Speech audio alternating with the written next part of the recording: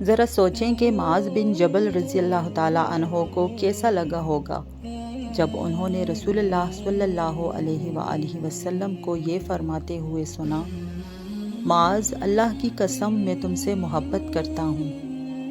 حضرت علی رضی اللہ تعالیٰ عنہ کیا سوچتے ہوں گے جب انہوں نے رسول اللہ صلی اللہ علیہ وآلہ وسلم کو یہ فرماتے ہوئے سنا کہ میں کل ضرور جھنڈا ایک ایسے شخص کے حوالے کروں گا جو اللہ تعالیٰ اور اس کے رسول صلی اللہ علیہ وآلہ وسلم سے محبت کرتا ہے،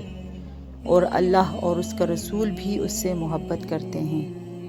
اور پھر جب انہیں معلوم ہوا کہ وہ تو یہ خود ہیں، یا سعد بن ابی وقاص رضی اللہ تعالیٰ عنہ کے شل ہاتھوں میں تو بجلی دوڑ گئی ہوگی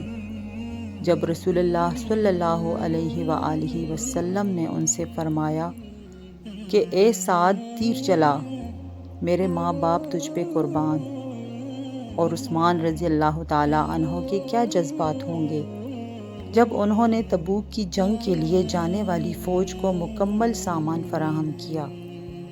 رسول اللہ صلی اللہ علیہ وآلہ وسلم نے فرمایا، عثمان نے آج جو کچھ کیا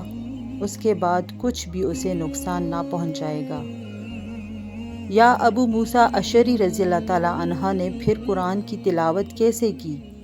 جب رسول اللہ صلی اللہ علیہ وآلہ وسلم نے فرمایا، کاش تم مجھے اس وقت دیکھ لیتے جب میں کل تمہاری تلاوت سن رہا تھا۔ اور انصار رضی اللہ تعالیٰ عنہ کی خوشی کا کیا عالم ہوا ہوگا جب رسول اللہ صلی اللہ علیہ وآلہ وسلم نے ان سے فرمایا کہ اگر تمام لوگ ایک راستے پر چلیں اور انصار دوسرے راستے پر تو میں انصار کا راستہ اختیار کروں گا۔ اور قبیلہ انصار رضی اللہ تعالیٰ عنہ کیسا فخر کرتے ہوں گے جب اللہ کے نبی صلی اللہ علیہ وآلہ وسلم نے ان کے بارے میں فرمایا کہ ایمان کی علامت انصاریوں سے محبت ہے اور نفاق کی علامت ان سے دشمنی ہے۔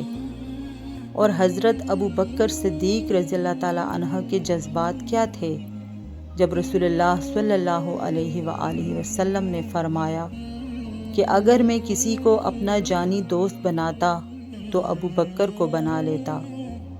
اور بلال رضی اللہ تعالیٰ عنہ کے آنسو کیا تھم گئے ہوں گے جب رسول اللہ صلی اللہ علیہ وآلہ وسلم نے ان سے فرمایا کہ اے بلال،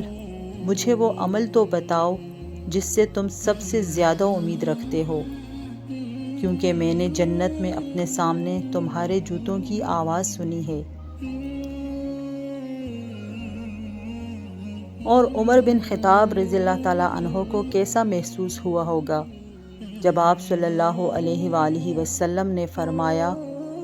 اگر میرے بعد کوئی نبی ہوتا تو وہ عمر ہوتا۔ روز محشر ہمیں کیسا محسوس ہوگا